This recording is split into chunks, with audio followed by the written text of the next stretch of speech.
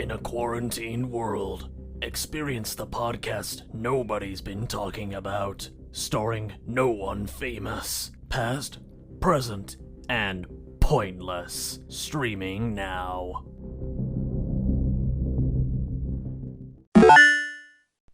Ooh, welcome. Every time you're cracking your fingers, I started as first. soon as the intro's on. I started first. I feel like starting at the same time, just recording. If you don't Don't count, mind me. if you don't snapping count my fingers. 8, then I started first. Okay then. Actually, Ooh. Anyway, welcome to Past, Present, and Pointless. I'm your horrible host, Alex Carter. With me again is my gullible guest, Leyonie Chambers. Hello, Leyonie. hi Alex. How are you today, boo? Good, thanks. Good. Alright, let's start this with the movie review. We've missed out last week and kind of had a movie binge, didn't we? Yeah, Yeah. like we're addicts. Movie addicts. Movie Addicts Anonymous. Movies is our crack. The MAA. No. Movie yeah, Cracks yeah. or movie No, Crackhead it's Anonymous. AA, isn't it? So it's movies. Movie AA. Anonymous. Yeah. So it's MA. MA. That actually fits in with how they say it in America. They say TV MA for mature There you go. audiences. It's nice. MA for It's movie MA, movie addicts. addicts.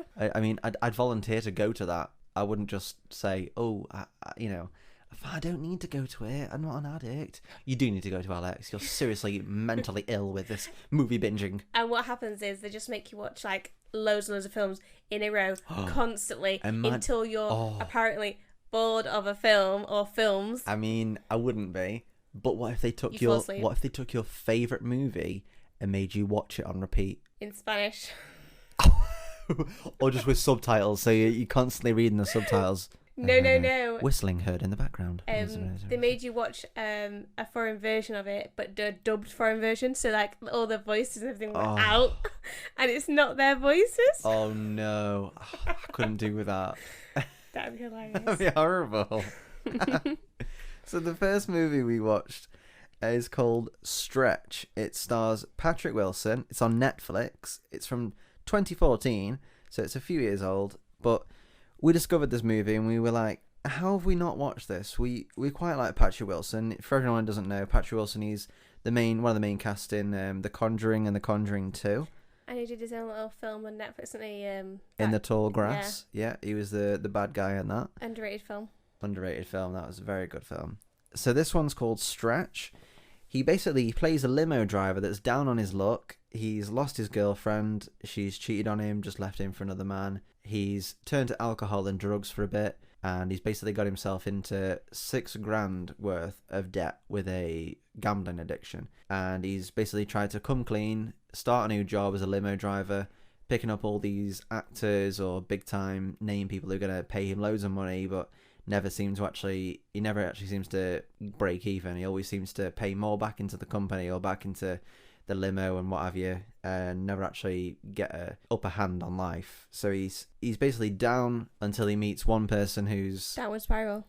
Yeah, basically he meets one person who promises that he'll get him the $6,000 he needs if he picks him up at a certain location at a certain time. Whereas he's already got a few things he has to deal with that night, as well as he's talking to someone on his phone about meeting up with them on a date. Blind date. And it's just things go sour very quickly within the space of 5 hours or something. South then, not sour.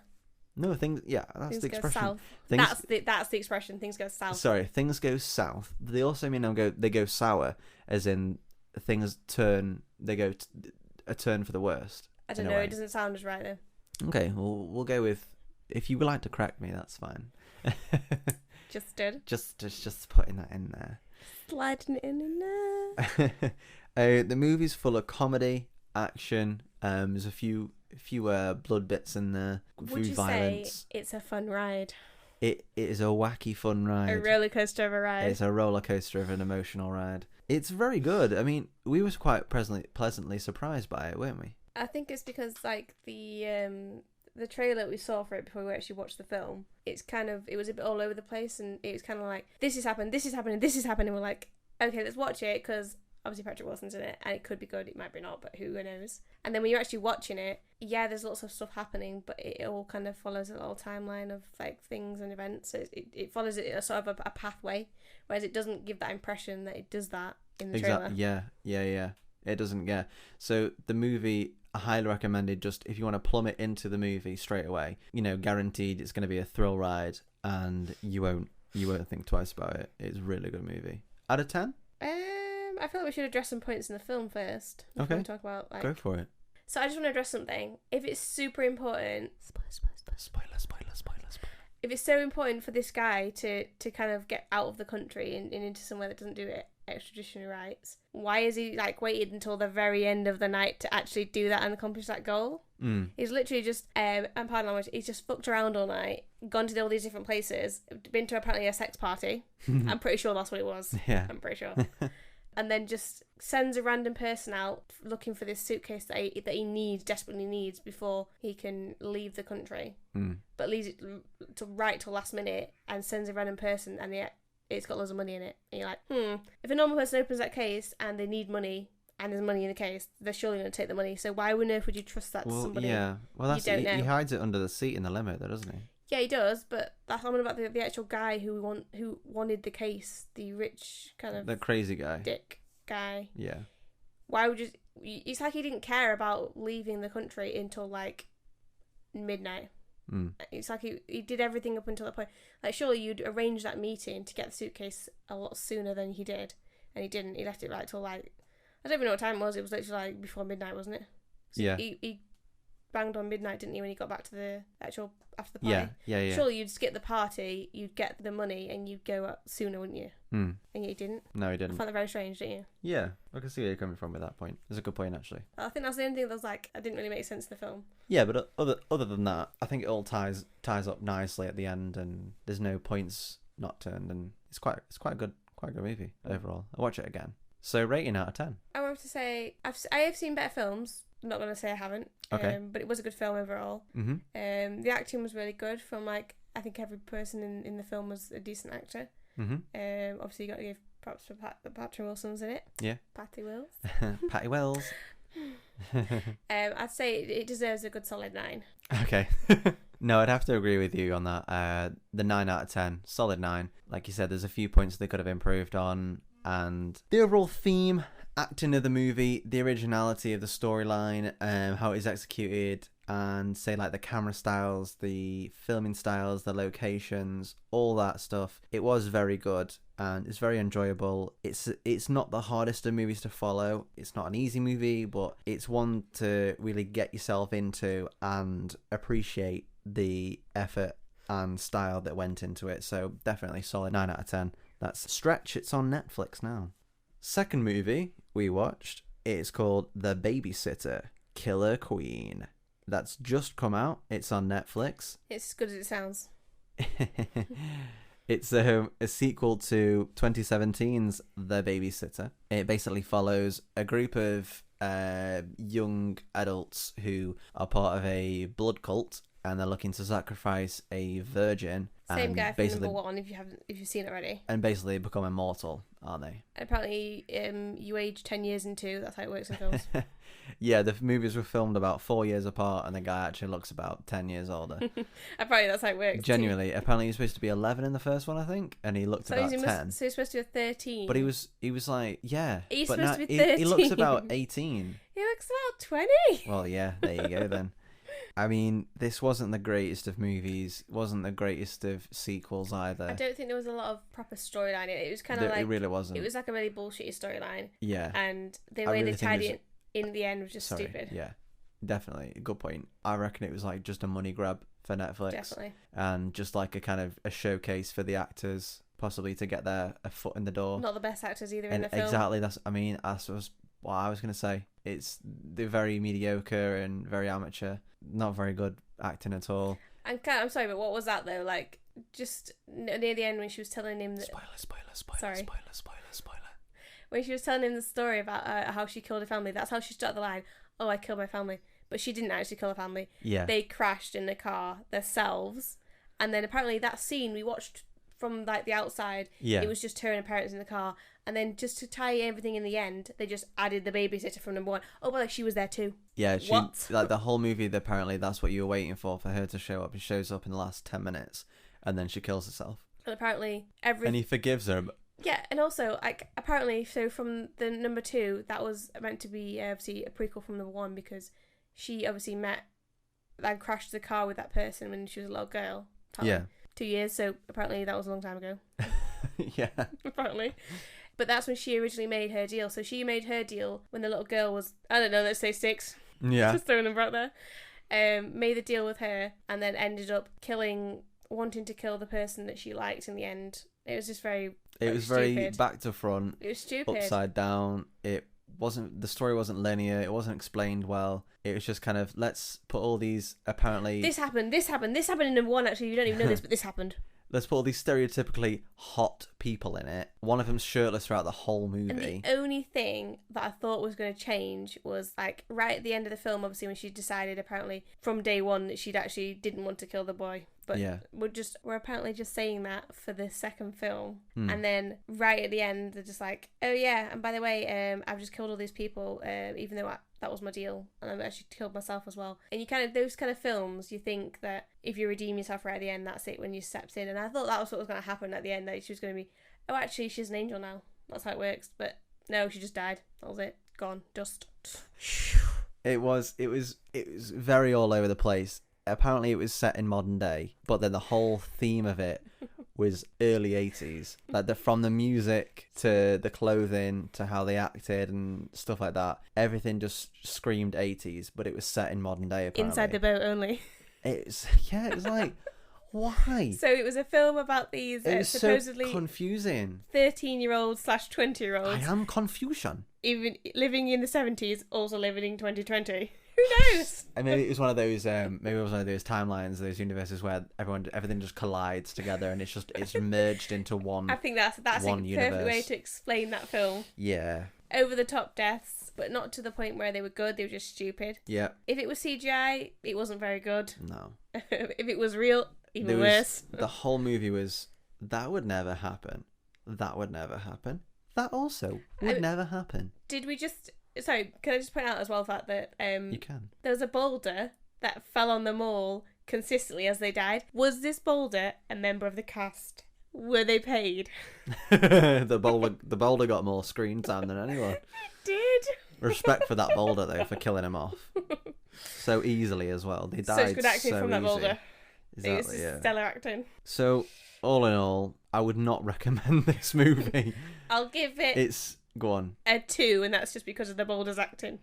I will happily agree with you with the 2 on that. That's as far as I can go. It's a light 2 as well. Just being generous, that is. It's one of those movies, a really pathetic, easy watch. If you're with your friends or something, you're just thinking, oh, there's nothing to watch. Just watch that for a joke and just poke fun at the movie. That's all you can do. Yeah. Next movie on our list that we watched, it's called Mayhem. It's from 2017. We've only just discovered it on Shudder, the streaming platform that we use. Thoroughly enjoying it so far. The platform, not the film. Yeah, it's really good. It's easy. It's good for all your horror lovers out there. So it stars. I'm going to bring up a little fact. I'm not going to say it now. There's a fun fact coming your way. It's an overall fun fact. Thoroughly excited. I haven't got any trivia facts for you this week for individual about the movies. That's sad. But there's an overall fun fact that you might appreciate, that as I was compiling the list of movies that we were going to talk about, I realised that, that's an interesting fact. Not the best of facts, believe me, but... Okay, there's enough about this fact. It's going to blow my mind, but not... Talking about the fact. I'm going to talk about talking about the fact. Oh. Inception fact talking. So anyway, back to the movie. Mayhem.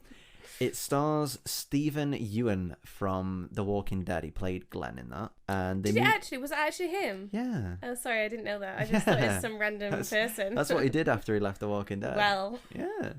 The movie centers on... It's basically a virus that can outbreak at any time, and any contact you come between others, it basically sets off a chain of events, and one person gets infected, the other does, and it goes into your eye, goes into the one eye. Like pink eye. Like pink eye. That's what it looks like. From sniffing each other's butts.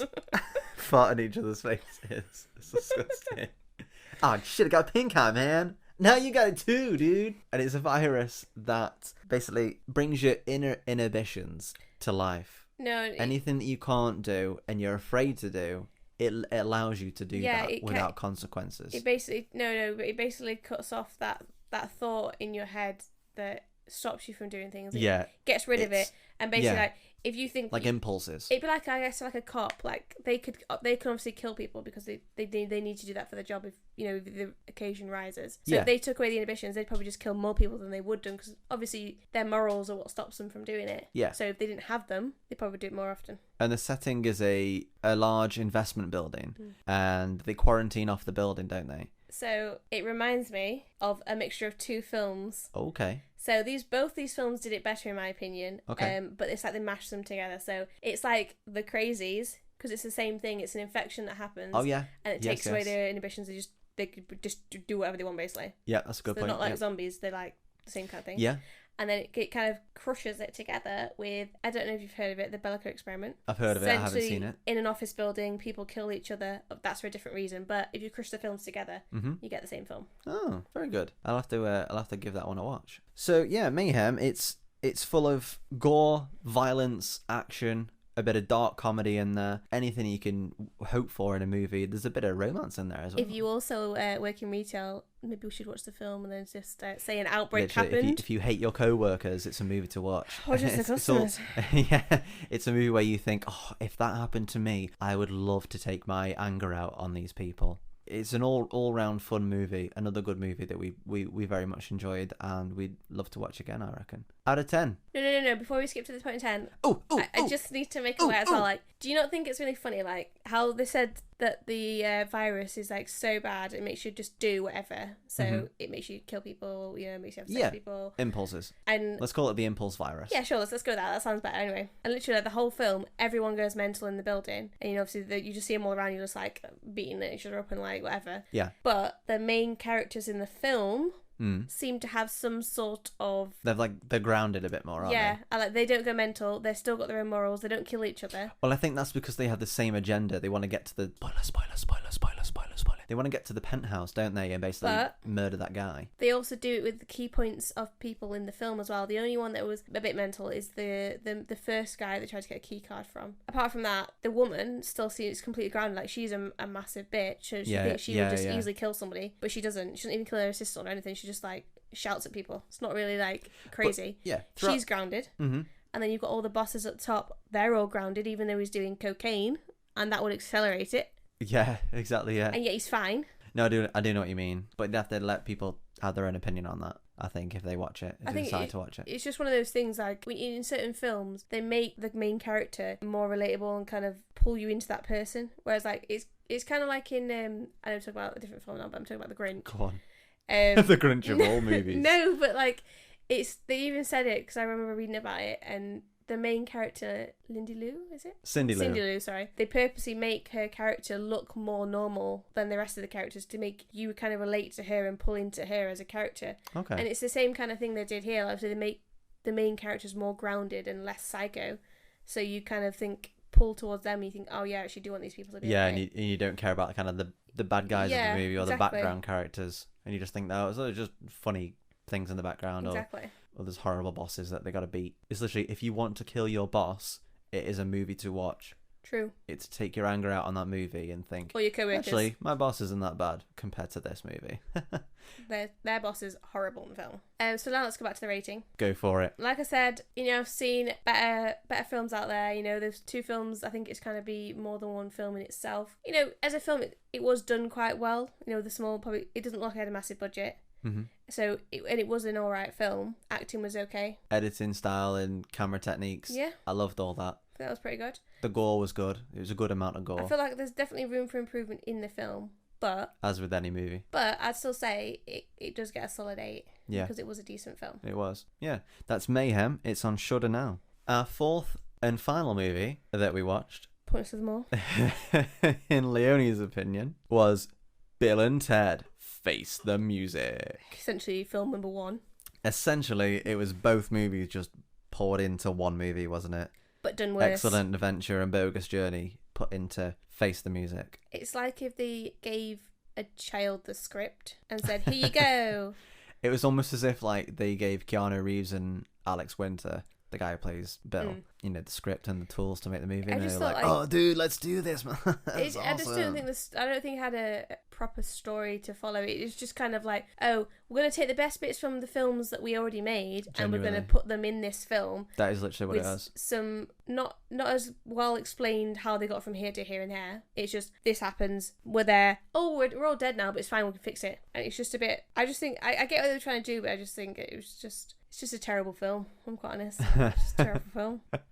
So we saw an advanced screening of it in the cinema. To be honest, we weren't expecting it to be the greatest of movies, because movies that would take a long, long time, especially this one, which was it's over 20 years to make a sequel. It was literally either a money grab or a way for them to literally, as you were saying, show the best bits of what worked well in the first and second one and put them into this movie, while adding but it didn't work. Better special effects and just basically for Keanu Reeves and the other guy to do another movie together, and just a cash grab.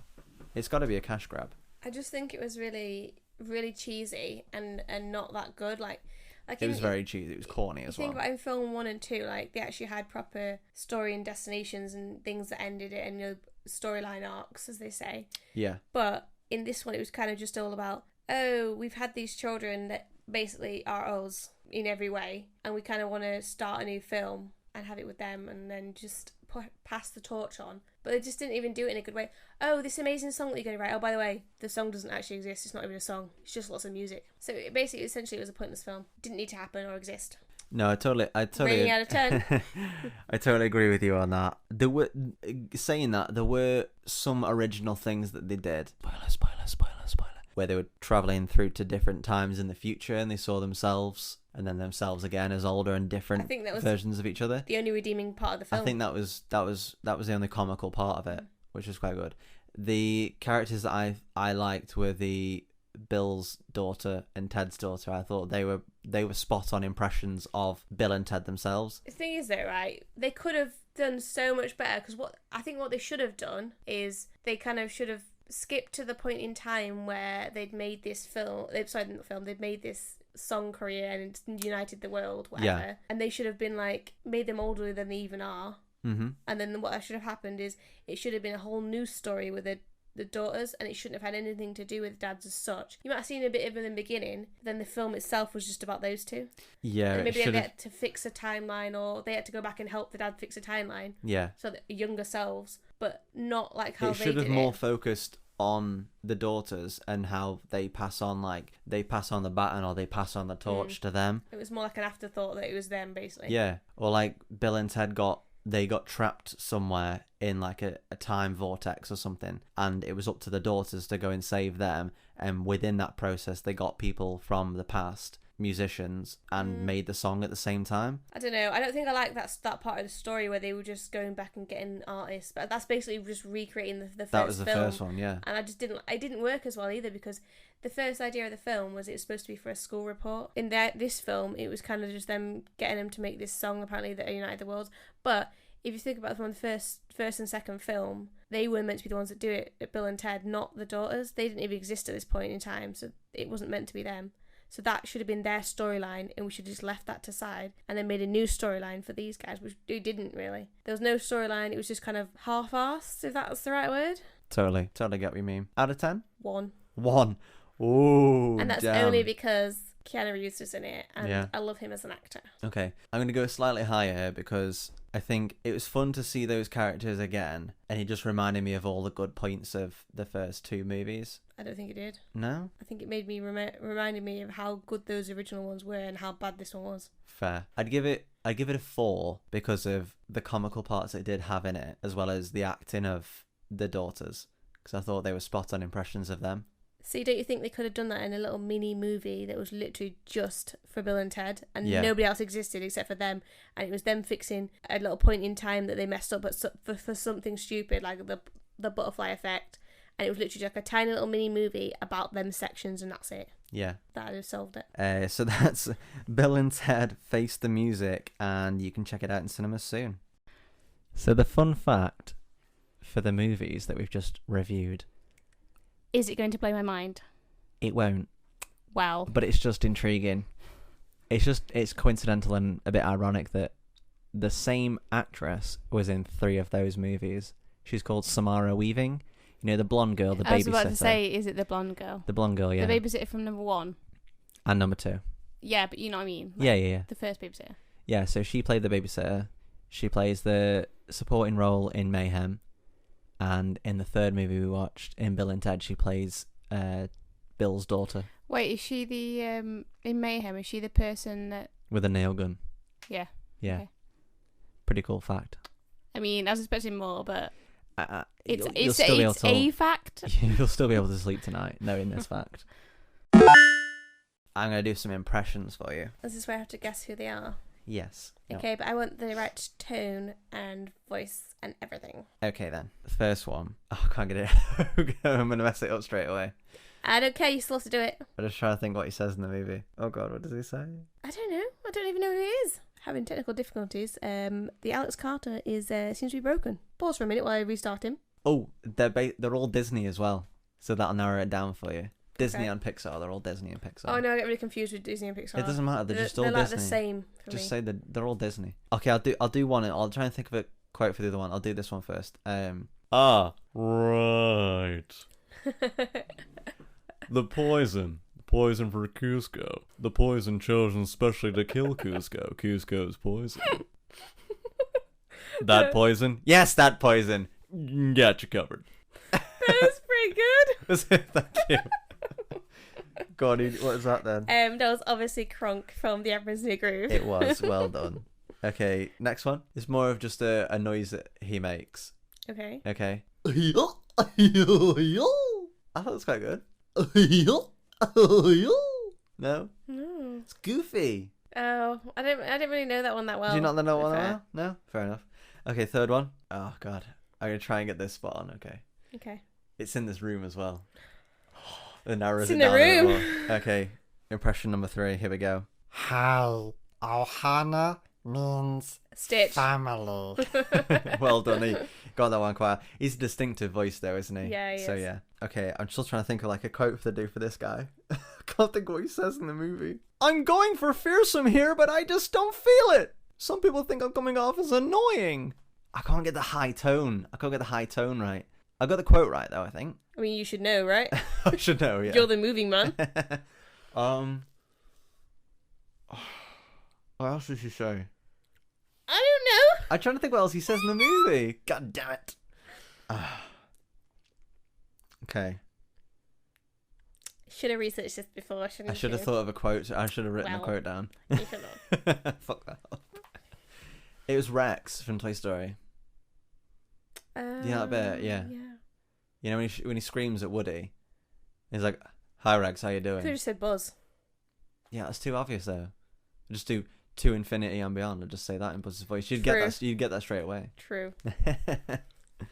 Okay, should we talk about the trailers? Did we watch any? Yeah, we watched some trailers. When? I'll tell you which ones we watched. I'll remind you of them. We watched June. We figured... Dune. Dune. Dune. Dune. Dune. Because how do you say it? Is it like J-O-O-N? Or is it D-Y-O-O-N? Dune. Dune. Dune. Or just say it American. I love the little Dune. face you pull there. Dune. Your No. eyebrows go like angry eyebrows and they're pointed. Thanks for that. So, the first trailer we watched for an upcoming movie, it's out December 18th, is Dune. Dune. Claire Dune. Hold on, let me get this up. So I got a little summary here. It's a feature adaptation of Frank Herbert's science fiction novel about the son of a noble family entrusted with the protection of the most valuable asset and most vital element in the galaxy. In the galaxy. In the galaxy. Oh, this one confused me, didn't it? Trevor? Yeah, and it's got the massive bookworm. I was going to say bookworm. It's not a bookworm. It's massive. There's a worm in your book, sir. It's a massive sandworm. It's a sandworm. That's what it's called. You know, at the end of the trailer, that massive like animal thing. Are you still laughing at this? That's what it's called. Oh my gosh. Oh my gosh. Oh my gosh. It's from the director of Blade Runner 2049 that was out a few years ago. Yes, I remember it saying. Yeah. And it stars, I can't say this guy's name. It's Timothy, I want to say Timothy. Chalamet? Chalamet, should we say? Salamander. Salamander, what is he, a Pokemon? Yeah. Timothy, I choose you. Jesus. It's got Zendaya in it as well. You know, Who? the girl from Euphoria that we watched. Oh, yes. Yeah. She's also a singer, music artist. So that one looks pretty good. The second I mean, I'm just going to say it looked confusing. We had to read up about it to know what it was about, so... Yeah. It's one of those trailers that just, like, throws loads of stuff in and mixes it all What up. was that about? Okay, the second movie, I'm quite psyched for this one. It's from the director of Happy Death Day. Okay. It's called Freaky. What? Oh. Sneezing technical difficulties. Bear with us. Oh, we've got a third one? Look at the light. Oh. No, it's gone. This movie's called Freaky. It stars Vince Vaughn, Catherine Newton, and Alan Ruck. And it's basically, after swapping bodies with a deranged serial killer, a young girl in high school discovers she has less than 24 hours before the change becomes permanent. Oh, see, I like that. It's like a new twist on that style of film, because that has never been a thing that happened. Yeah, exactly. Yeah, and the fact that she changes with the psycho as well. Yeah, like it's a new take on it. I like that. It's good. I think it won't be the best of movies. I don't think it'll kind of be like that. Might be a fun ride though. It'd be fun. It'd be fun watch. I think there'd be some funny deaths in it. Like it'd be similar to the style of Happy Death Day. Yeah, It true. was trying to blend comedy with horror, but it kind of turned out to be a bit more comedy. This one's out Friday the 13th of November as well. Spooky. Really? Don't you think it should be out in October? For Halloween. I think because Friday the 13th landed on a... I know, but like I feel like it should have November. been out on Halloween weekend. That would made more sense. Maybe they might do advanced screenings of it Maybe. and then release it properly on the 13th of November. It's because I think they're doing it that way because it's Freaky Friday. Yeah, true. That's probably the marketing strategy they're going for, but it would make sense for it to be out on Halloween. Halloween, this is Halloween. This is Halloween. The third trailer we watched was for The Haunting of Bly Manor, which is coming to Netflix on October 9th. Did I watch that one? We watched, it's an anthology series. We watched The Haunting of Hill House. Yeah, no, I remember that one, but I don't remember this. You don't remember it? We watched it at your house? No? Okay, we might have to watch it again then. I'll just give you a rundown. You tell me what it's about. I'll give you a rundown. After an au pair's tragic death, Henry hires a young American nanny to take care of his orphaned niece and nephew who reside at Bly Manor, and the chef Owen, groundskeeper Jamie, and housekeeper Mrs. Gross. Gross. Mrs. Gross. And From- groundskeeper Willie? Jesus. From what we took from the trailer, what I can remember, it looked pretty similar style from The Haunting of Hill House and how eerie it was. Very dark, moody setting. Was it muted colours? Oh yeah, it was very grayscale, should we say. It had a filter over it. Like they lost all the colour. Yeah. I'm in grey mode. Grey mode. And it really looks interesting to how it's going to be a different haunting this time, but still have the same actors but playing different characters. Why? What was different about it? That it's a different house completely. No, I don't mean that. I mean, you said it's like a different haunting. Yeah, In well, what sense? that is the sense that it's a different house. So it's about different characters getting haunted. What do you mean? You just said it was different, and I just wanted to know if it was different, like in the haunting, as in like what was haunting them, or is it just the house that's different and that's it? Oh no, it's going to be a different like demonic That's what presence. I mean. Yeah. That's what I mean. Spoilers for if you haven't watched the first haunting of Hill House. It's things in the house that come to life, and essentially the mum turns into a ghost, isn't she? And she's dead throughout the whole thing. Oh, When they're all adults, Yeah. she's dead, and it's some of the kids when they're grown up, they're actually their own demons, aren't they? Can I just say I loved that twist from one of the siblings that was a proper full circle story. The bent neck lady. Yeah, that was full storyline arc there. It was very good. That was very good. I'm interested to see how they go with this one, because it's similar to the style of how American Horror Story did a different story like each season. But obviously the episodes were directed by different people. All these episodes are directed by the same guy. All the seasons of American Horror Story are supposed to link in some way. Oh yeah, I've heard about this. I don't know how, because I don't remember. But well, they actually I think they did that in the later seasons. They actually revisited Coven, the one with the witches. I think I didn't see. Yeah, it was in the later seasons they revisited things and said, "Oh, this character actually connects with this character, and this is from this part." And someone in Coven was actually in was it Hotel? Maybe the black lady. Yeah, she was in it, wasn't she? Was she? Yeah, she was in the Hotel. It's so long since I watched it, but yeah, they do connect in some way, which is very cool. Yeah, because she tried to use her power, and then it ended up getting her killed in the hotel. Yeah, or maybe this Bly Manor will connect with Hill House. Maybe we'll have to wait and see. But yeah, that does look quite good, I must admit. TV review time. It is this week. We've been watching The Boys Season 2. We've watched episodes 1 to 3 so far, and I can say it is bloody brilliant. They all mush into one, though. I can't distinguish which was 1 and which was 2, which was 3. True, but did you like the little pun there? It's bloody brilliant. I did appreciate that. It's fucking full of gore. I mean, I'm still going to say, though, I still think it was as good as number 1. But nothing ever is. We've only watched 3 episodes. I know. We've got 5 left. But so far, I mean... Or 6 left. No, don't get me wrong. It's still good, but it's still not as good as number 1. True. I completely agree with you. So, for anyone who hasn't seen The Boys, it's on Amazon Prime now. Season 1, essentially, it revolves around a group of guys who want to get back at these so-called superheroes who aren't as they seem. They are run by a company. They are owned by people to go and save people around the globe. Do you know what it just reminded me of? It reminds me a bit of Watchmen, because those superheroes weren't all really superheroes, were they? They weren't all, no. And then that's where the government tried to shut them down. That's what it reminded me of. Yeah, it's and same vibes. Yeah, and it's how it's filmed, the cinematography of it all, the violence and the dark humor, and even the dark colors and the cameras and the mood of it, everything like that. It's a good point. It's similar-esque to the vibes of Watchmen. If you haven't seen Watchmen, you should check that out as well. Good film. It is a good film. So The Boys Season 2, kicking it off with episode 1. There's a little rundown for you. With Butcher still missing, Huey, Mother's Milk, Frenchie, and Kimiko are now fugitives, and Homelander and Vought are more powerful than ever.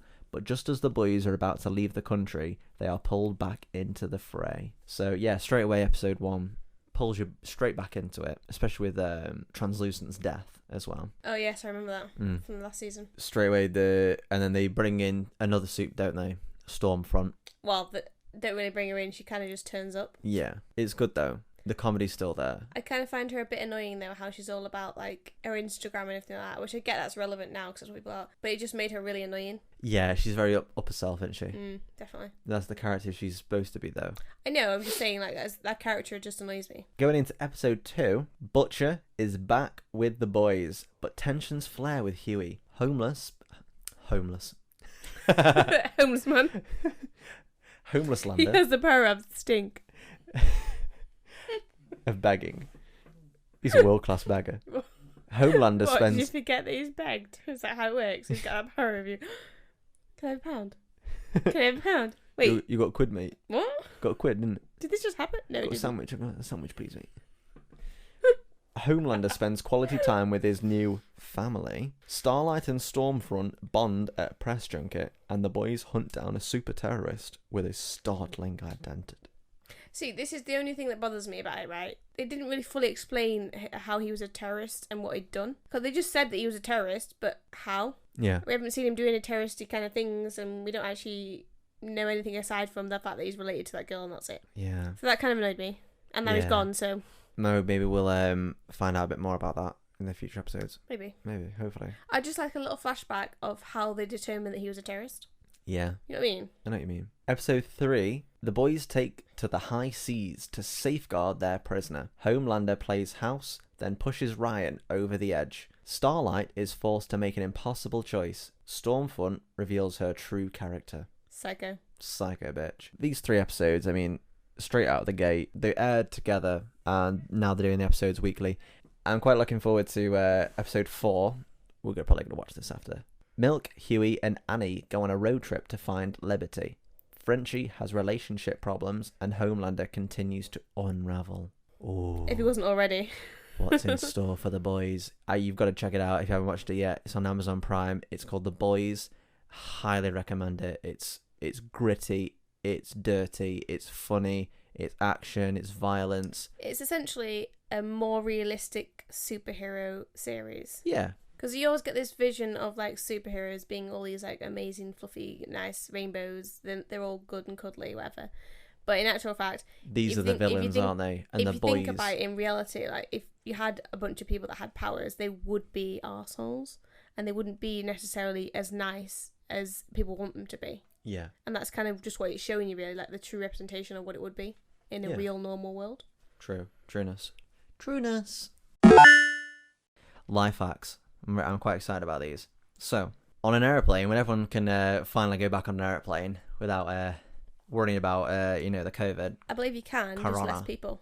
Oh, can you already? Oh, I didn't know that. Yeah. You're allowed on an airplane now? That's why people are going away like on cheap deals like Spain and stuff like that, because it's all so cheap that they want all the tourists to go over. Oh, shit. Yeah. Nice. Pretty cool. So, if you're looking for a little life hack on an airplane that you can do, if you place your phone in a clear Ziploc bag, and if you hang it from the seat in front of you, you know where the little tray table clip is? From the seat in front of you, and you just kind of wedge the empty bit of the packet in there, close the little switch, and then your phone's just hanging there, and you can still see the screen through the plastic. So essentially it's... And you poke a hole out for your earphones, or your AirPods if you've got them. So essentially you're saying it's like a phone stand. Yeah. But not as it's good. It's like a phone wall mount. Is this bag going to be completely see-through? Well, yeah, obviously you can get clear and plastic I'm sorry, bags. But who even are you? No one has plug-in earphones anymore. It's all about Bluetooth, so I'm sorry. Bluetooth earphones, I apologise. Who even are you? Whoever am I? Got to catch up with the times, I apologise. It's but that's a good yours one. are plug-in. It's because mine are plug-in. That's the one. Another life hack here. So if you're painting, if you're painting, doing a little house decoration, you put a rubber band around through the middle of the lid around the can, right? Have you heard of it? Have you done this before? Oh, well, that's great. Then you can talk about past experiences. It actually allows you to brush away the excess paint on your brush instead of putting it on the side of the can. Stops it from dripping. It stops it from dripping, exactly. It's getting everywhere. It's quite a good life hack. Yeah, exactly. It's it keeps it all safe and I messy can from attest your this. floors I've or done anything. this, and it's a very good method. There we go, ladies and gentlemen. We can guarantee Would that recommend. it's a fully functional life hack. True. It's quite good. Okay, this one. This is a good one. Space saver for you as well. Oh. If you have small freezer. Okay. When freezing your mincemeat, okay, if you flatten the mince out in your packet before you freeze it, and then place it into the freezer, once it's frozen and you want to defrost it or you thaw it out, it will actually reduce the time if you left it in the fridge to thaw out or if you defrosted it in the microwave. That makes a lot of sense. Because the meat's flattened out, it's not all bulked up, so it's not trying to go through big boulder of mince. I feel like everyone should do this because, like, I just imagine like how long mince takes to defrost when you take it out of it. It's so annoying. Yeah. And like you just want it to be done immediately. Exactly, and just flip it over as well. Oh, and it'll be done within about And when it's a block, 4 minutes. Just like for me as well, like when it's a block and you put it in the freezer and you defrost it, it starts to cook it as well, which is so annoying. Yeah. And then like you got to flip it over, but it's already partly cooked and it's kind of ruined. So true. That's a good point. I'm definitely going to use that because I do have a small freezer and you fit more things in as well. Exactly, fit more things in. You can fit like so if you buy a big pack of mince. if you had a big pack of mince, you could split it into like 2, 3, 4 bits and have them in small packets of those food storage bags. Quick, sit on that bag. Flat packet. It's simple. It's dead easy to do. Sounds it anyway. Vacuum seal it. Vacuum seal it. With a mini You just get your little Hoover out. Your little mini Dyson. Oh my god. God, just imagine Jesus. a mini bag with a mini vacuum seal with a little mini Hoover. A little mini finger hoover. That'd be hilarious. I'd love to see that. You just invent it. Patent pending.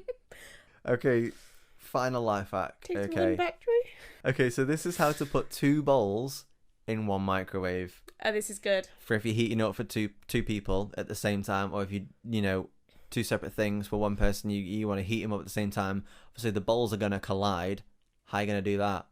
So if you get a mug, flip that shit upside down. Turn that upside down. Put that bowl onto the mug.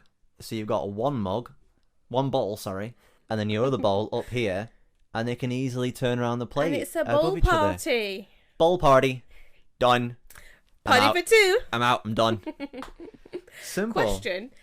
Does the bowl that's higher heat up faster than the bowl that's lower? Oh. Or is it the same? Oh. Who knows? Ooh.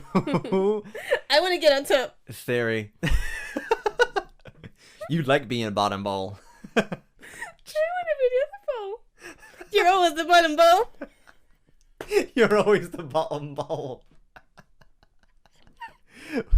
Why make everything sexual?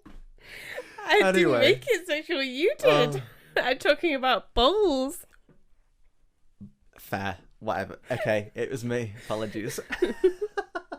So, I think that was quite good. Good life hacks there to try. If anyone wants to try them at home, feel free. Just don't get too involved with the microwave and the bowls. That's all I can say. Make sure the bowls are the same size. Because if one's bigger, it's not going to work. Just not gonna like it. You need a normal, regular sized bowl. That's a normal, regular sized bowl. Oh my god. Moving on, the music section of the podcast. Alex's favourite part. Okay, so music section of the week. In the previous episodes, we've been talking about our band Fame on Fire, and recently I've gone quite geeky on them as their new album dropped on the 4th of September called Levels. We mentioned this in the previous segment of the previous episodes of Past, Present and Pointless, my podcast. I'm happy to say I went live with one of the band members, Alex Roman, Yes. the drummer. I know. It He'd was tell me every day. It was a highlight in case of you my watch life. it again, Fame on Fire, he literally just whispers it into my ear. Oh my god, look how we're live, look how we're live, look how we're live. Did I tell you that I spoke to Blake on his personal So- DMs? I feel like I've heard it about 10 times. We're bros now. So please don't talk to him again. We're bros now. Okay, that's it. That's how it is.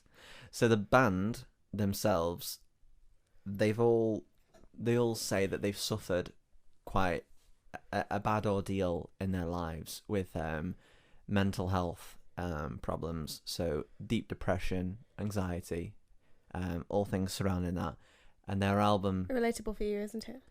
I'd say it's quite relatable for me. Thank you.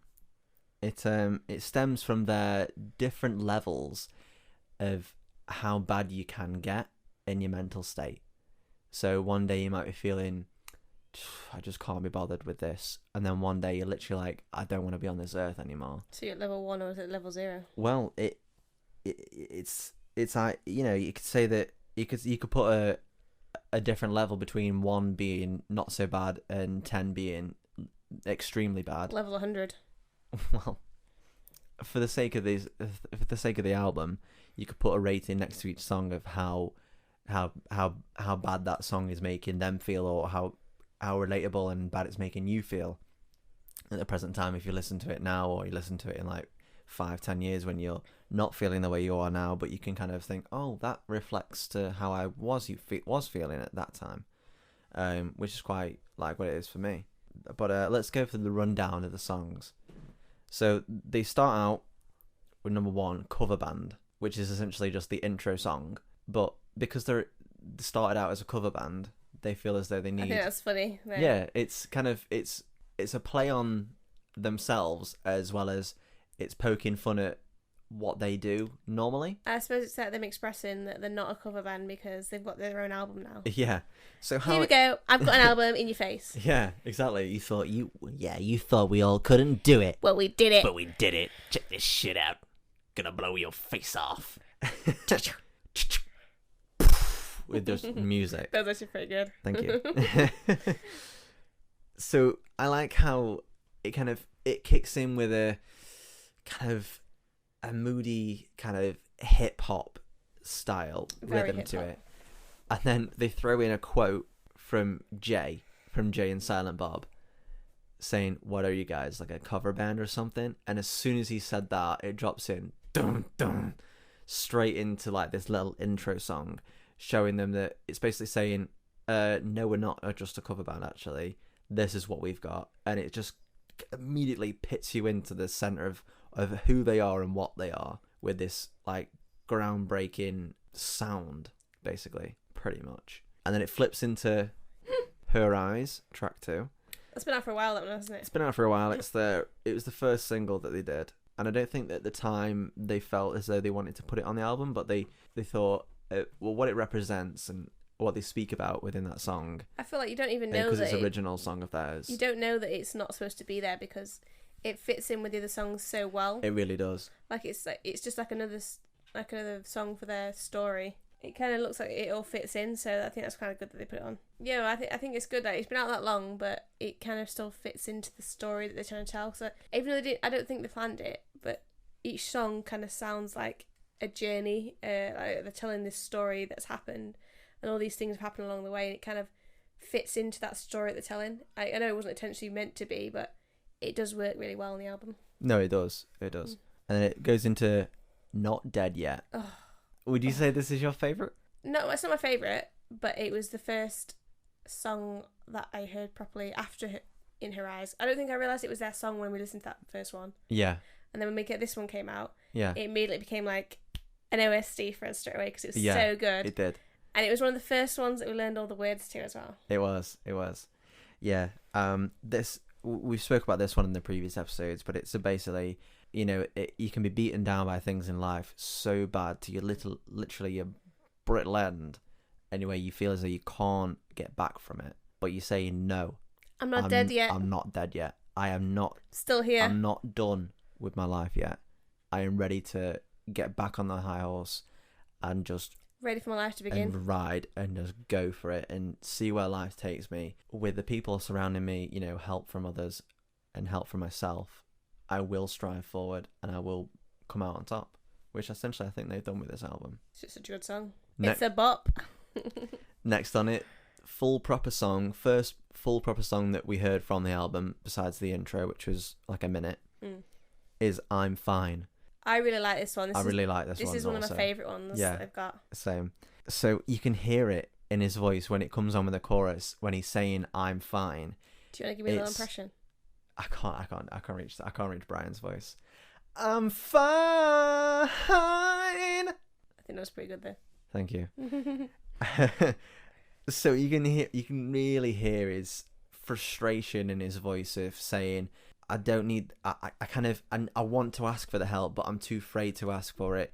Or like, I just need a minute to myself. I just need some time to collect my thoughts, gather myself for myself. I need to do it on my own first. I'm fine. I'm not going to do anything drastic. But could you please just give me some space? That's like saying to like your family, if your family are a bit overbearing or they're trying to intrude on you. Trying to do what's best for you. Yeah, it might not be. It's the only good intentions, but for you personally, they don't know how they could relate to it maybe, and they can say, yeah, I understand what you're going through. I'm here to help, but they don't understand that everyone's different. Exactly, your specific, stages that you're going through.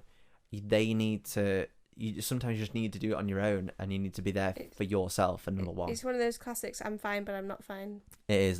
That's literally what the song is. Yeah. It sounds silly, but it's like one of those things when people say, "Oh, how are you?" And that it's not. It's a passing. How are you? They don't actually want you to carry on. Still, it's the same thing when you say, "Yeah, I'm fine," even though you're not, or you might not be. Yeah. You just say it because it's easy. Yeah. So next one is Headspace. Sorry. Headspace. Headface. Okay, guys, the new name of the song is Headface. It's Headface. I said it again. Headspace featuring Paul Stacey. So it's okay. So I feel as though this was their second single after Her Eyes. Yeah, because isn't this Yeah, because this is another song that we learn the words to. Yeah, quite we fast. learn the words to this one quite fast. Yeah, it's such a catchy It's rhythm. good. It's This one's super relatable for you as well. yeah, where you're stuck in you've got major anxiety and you're stuck in your headspace and you can't figure out how to express those emotions or express using words, Or you can't get out of your own head. and you just can't get out of your own head. You're literally stuck in there, and you don't want to talk to anyone. You don't want any definitely relatable for you. interactions. You don't want to leave the house or anything like that. Really beating yourself It's beating like yourself up someone about could it. tell you that you're amazing, and you in your head you can't understand can't see how that. they can say that because you don't see yourself as that. Yeah, It's the same thing. yeah. Going into Crazy for Your Crazy, this is where it breaks it up a bit from like the moody tones. It's still a bit of like I feel as if this is the part where it shifts a gear, because it's about halfway through. I think Crazy for You Crazy is the halfway point. Well, if you think about the songs before, it's kind of talking about that relationship, and you're not okay, you're stuck in your headspace, you're stuck on this person that you shouldn't be. And then when you go into the middle bit, it's saying that you're still crazy for that person, and no matter how mental that they make you feel and how bad they are for you, you're still crazy for them. And that's the point. It's that middle point before they probably Before get you better. break off from them, Yeah, and and- they start like rehabilitating themselves. Because everyone knows that when you find that person that's just like, it makes you feel good, but Mm-hmm. but it's toxic, and it's really hard to break away from them, Yeah, and everyone gets that kind of feeling. yeah. So it's got quite a good chorus. It's very, very catchy chorus. Do you want to sing it for me? I can't sing it. Good and crazy for you, crazy. It's so fucking crazy for you, crazy. I'll just give you that little taste. I was gonna say, were you gonna carry on then? Nah, or no, not? just that little tidbit. And then it goes into, this is where it changes properly, and this is kind of looking back Okay. and saying that I'm gonna be the best version of myself that I can be, and I'm gonna show everyone that I am okay, and I will come out on top. So it starts with, well, it doesn't start with, it continues with show you, and that's basically what I gather from it is it's a giant middle finger to that person That you've been obsessed with. that person you've been obsessed with, or that you've had such a rocky road with, and that essentially they've destroyed you mentally and emotionally and physically in every way. It's that first sense. step, isn't it, to getting over them, really? Yeah, and you think, you're just like, something's changed in your mind, and you've gone, right, I need to do something. In your headspace, dare I in your say? head, in your headspace, something's clicked, and you're thinking, I'm done feeling like this. I'm gonna come out on top. I'm worth more than this. I'm gonna work on myself. I'm gonna go out. I'm gonna see friends. I'm gonna try different things. I'm gonna do what's right for me. I'm gonna be more independent than I've ever been in my whole life, and just basically change I'm gonna go to yourself. Scotland by myself. Is that what you mean? What I did? It clicks into It's Okay. It's a short song. Can I just address this, because I'm really sad that this song isn't longer than it is, because Okay. it's a stellar song, It is a stellar song. and I'm sorry, but that little chorus of it's dead, not- dead, dead, and red, red, red. that should have been It should have been before the full every chorus, chorus for every chorus. And Could have been a 3-minute so song. could you guys record it, extend it, and add that in a bit If more? you're listening, could you just do it one little? Because it's so good. Just release a full version. Yes, full version of that song, please, and Just send it directly to her on Yeah. Instagram. please do. DMs at Leyonie21. Please do, because I love it.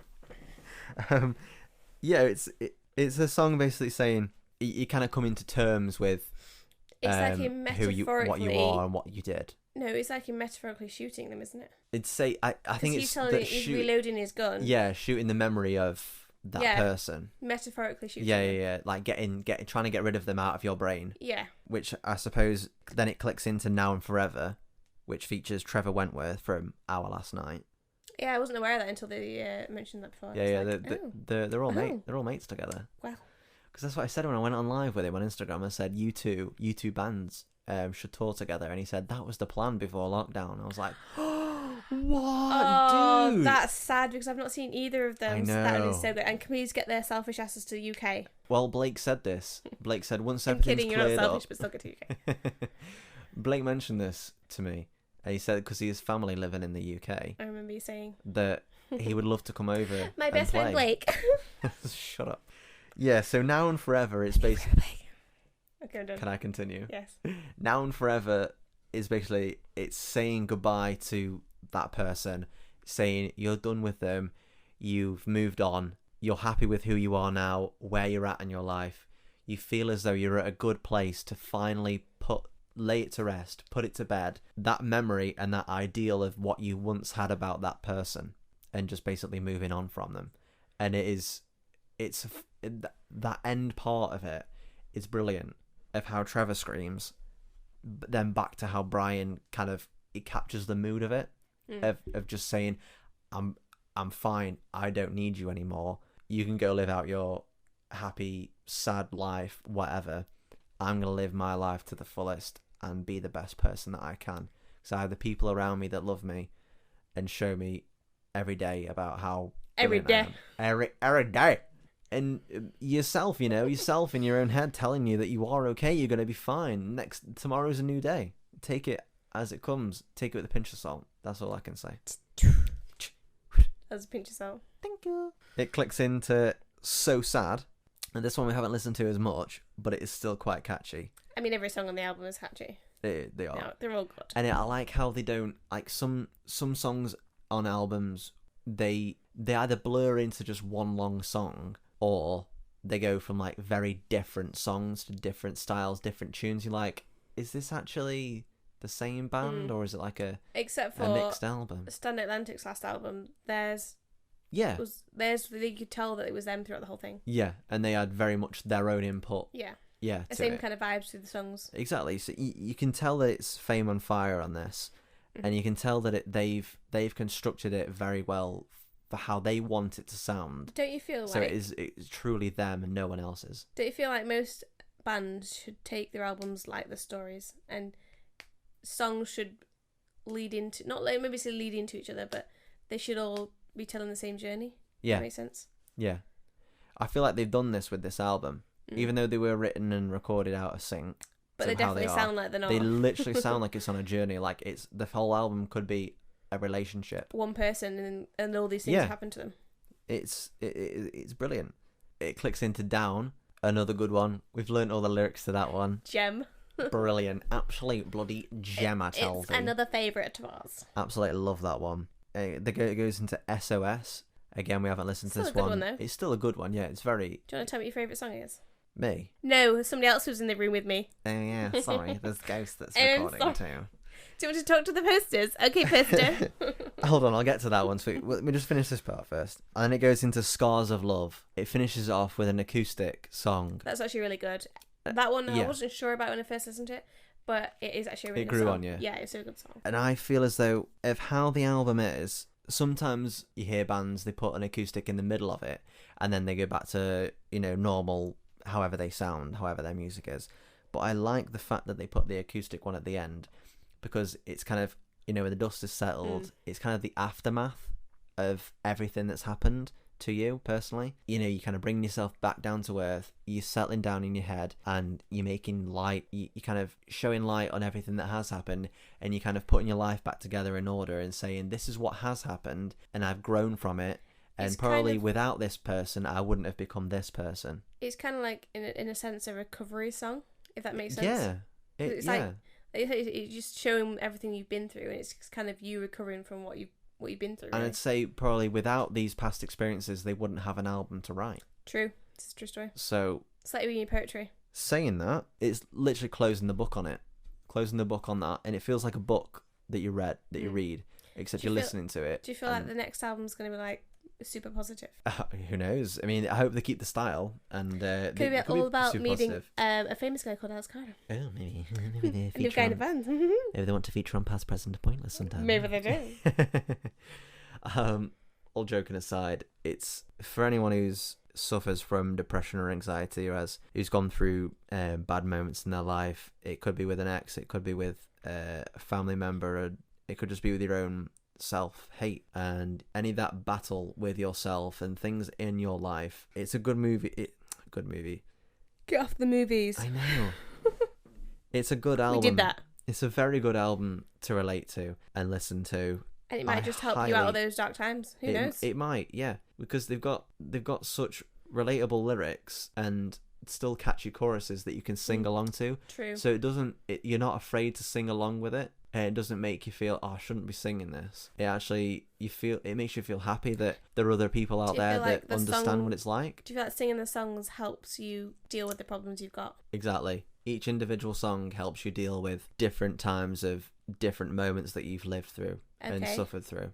So, favourite song? Favourite song? I mean, the whole album's my OSD. Yes, I know. I'm listening to it in full every day. Favourite song? There's not a day I don't go by I don't listen to it. But if you had to pick a song, if you had a gun to your head, you were going to die, and they said, if you don't pick a favourite song, I'm going to shoot you in the face, what would it be? It's got to be Crazy for You Crazy. That's still it. That's it. Okay. What would you say yours is, Boo? I'd say it's still it's okay. Even though it's a short song, I still love it. You know what I would like to hear though? I would like to hear an acoustic version of Not Dead Yet. I feel like that would sound like a really good acoustic song, and sometimes the artists do that. They have acoustic versions of the songs. Are you putting in a request? I just think it'd sound like a really good version. I mean, if you just wanted to do like a live acoustic set, we'd be all for that. Totally. We promote it for you for free. Pointless facts of the week. These have been kindly provided by my boo. Thank you, Boo. You're welcome. My only boo. First pointless fact. You are gonna love these pointless facts. Because they are so amazing. Amazing and so pointless. A cube inch of bone is about 4 times as strong as concrete. Now that's mental, isn't it? That's insane, bro. Do you feel like you could just use bone to make like pavements instead? Imagine if I was made of concrete instead of bone. Maybe. Imagine if your feet were made of concrete. They should make a movie called The Concrete Man.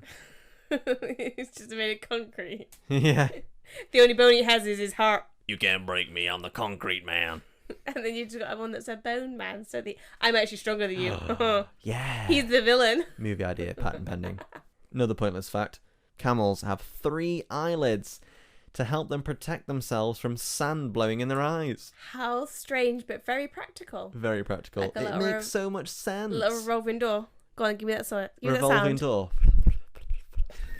When they're swapping eyelids. Oh no, these eyelids need to rest. Like a changing number plate on a car. Yeah. Another pointless fact for you here, guys.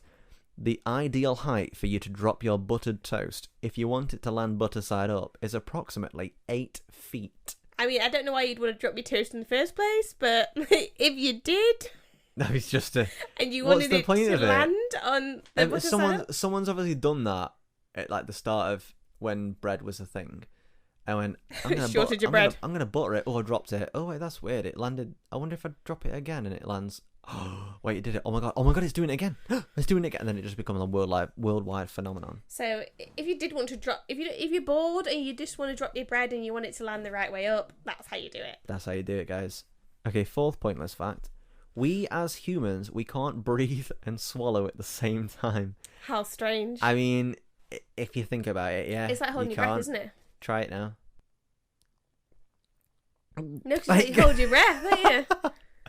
Just went... Because you hold your breath when you swallow. That's so funny. Okay, those are our pointless facts. I really hope you enjoyed those. Last segment of this episode, it's the quotes of the day. Quotes of the day. Quotes of the day. Wow, you see how high that went on the decibelic levels. Okay, cool. You ready for these? Ready. These are going to be impression mode as well, Boo. Waiting. First one. I'm glad he's single, because I'm going to climb that like a tree. No, I don't know that one. No? You've watched it, definitely. You've watched it. You like it. We spoke about it, but I don't think we watched it together, though. I don't know. It's a woman. She was in Ghostbusters. Oh, you Melissa mean McCarthy. McCarthy. Melissa Brown. Melissa Brown. McBrown. McCarthy. Oh, wait. Is it a series or a movie? Movie. Was it... I'm glad he's single, because I'm going to climb that like a tree. Was it... It's not like Spy, is it? No. No. Bridesmaids. Oh, is it? Yeah. I said that often, that's why. Okay, next quote. Gentlemen, you had my curiosity. Now you have my attention. Wild Wild West? Oh, it's very same category, but not that. Damn, that sounds like It's a a quote good guess, though. I'm liking... You go in the right way with Western. That's a quote from it, though. I'm sure it is, though. Maybe a similar quote. But he's got more of a me to give you southern ring to his voice. Do you want me to give you another one? Give it a go. Go then. Gentlemen, you had my curiosity. Now you have my attention. No, Oh, wait. Is She's there. I think of the name of it. Wait. Is it Django Unchained? Yeah, it's Django Unchained. Well done, Boo. Okay, third one. Yay! Third one. I just want to take another look at you. Was that the whole quote? Yeah.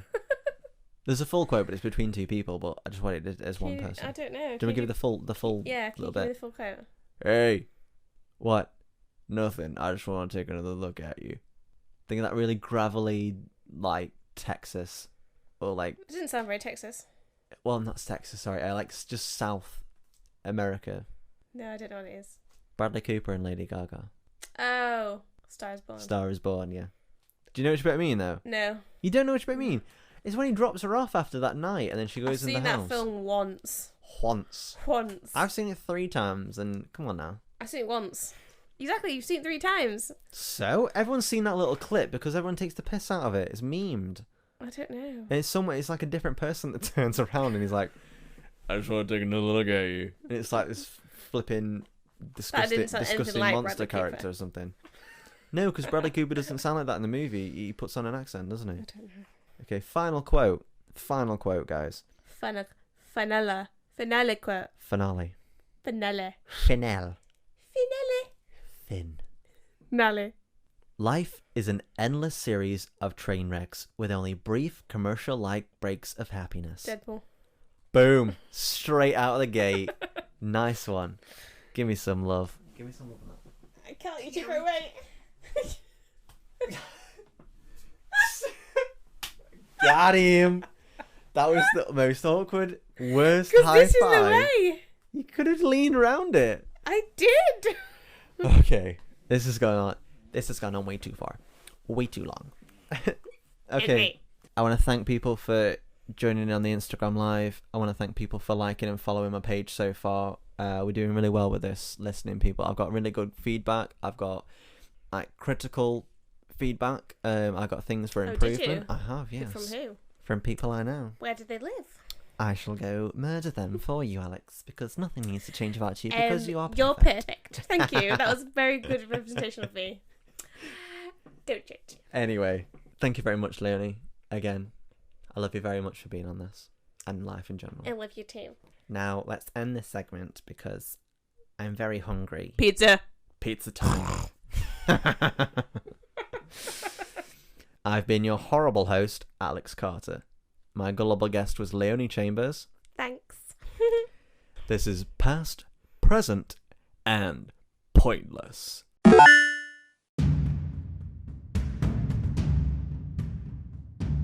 That concludes our episode for the week. Make sure to follow, share, and subscribe for more pointlessness.